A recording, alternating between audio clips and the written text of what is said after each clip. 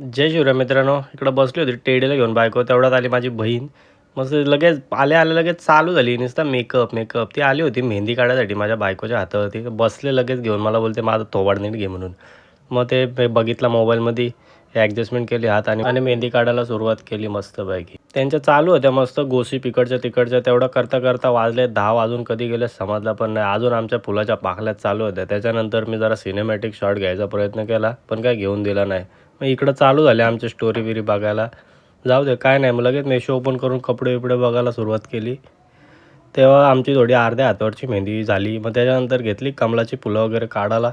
काढू द्या बा. कमळाची फुलं काढली. मला येत होती पक्की झोप. त्याच्यानंतर बघितलं ते एक हात पूर्ण होत आला होता.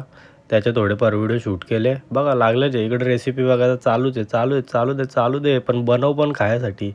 त्याच्यात एक हात मस्त पूर्ण झाला. त्याच्यानंतर घेतली दुसऱ्या हातावरती मेहंदी काढायला.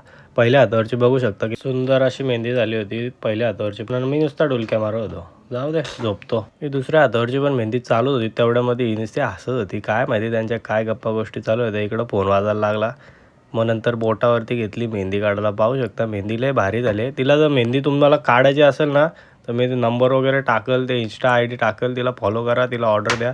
काहीतरी विचारत होती काय करू. बघू शकता तुम्ही मस्त मेहंदी काढले.